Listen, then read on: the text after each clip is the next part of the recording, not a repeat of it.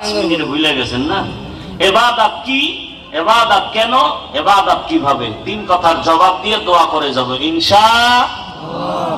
ইবাদত কি কথার জবাব হলো মানুষের প্রত্যেকটি ক্ষেত্রে টোটাল জীবনে আল্লাহর হুকুম বাস্তবায়ন করার নাম ইবাদত।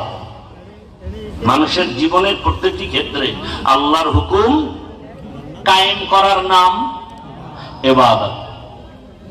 এইবার বলেন, আল্লাহর হুকুম নাই এমন কোন কাজ আছে আমাদের? আপনি বাথরুমে যাবেন, সেখানে আল্লাহর নির্দেশনা আছে, আল্লাহর হুকুম বাস্তবায়ন করেন ইবাদত। আমি ব্যক্তি হিসাবে আমার ব্যক্তির উপরে আল্লাহর হুকুম জারি করবেন ইবাদত।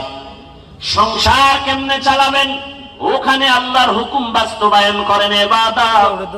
জমিনে আপনি যা করবেন, যা বলবেন সব হবে ইবাদত।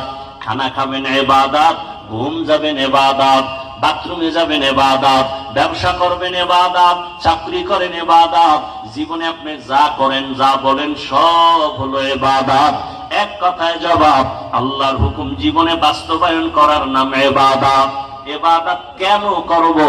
একমাত্র টার্গেট হলো আমার রবের সাথে মোলাকাত, আর পুরস্কার পাবো আমরা জান্নাত। ইবাদত কি বন্ধ করলেন কেন?